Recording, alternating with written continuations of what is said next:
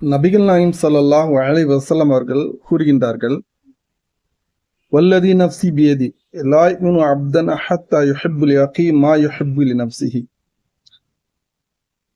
ஒரு அடியான் உண்மையான மூமினாக ஆக முடியாது, உண்மையான இறை விசுவாசமாக ஆக முடியாது எதுவரை என்று சொன்னால், ஹத்தா யுஹிப்பு லிஅகீ மா யுஹிப்பு லினஃப்ஸிஹி, தனக்கு எது விரும்புகின்றானோ அதை தன்னுடைய சகோதரனுக்கு விரும்பாத வரை.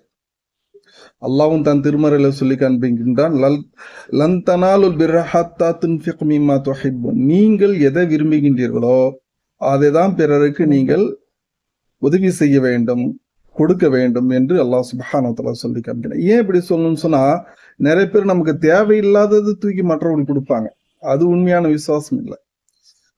நம்மை போன்றதான் அவர்கள். அது நமக்கு எது நாடுறோமோ அதை மற்றவர்களுக்கு கொடுக்கணும். அத்தகைய நல்ல அடியார்கள் ஆவதற்கு முயற்சி செய்யுமாக வல்ல இறைவன் அருள்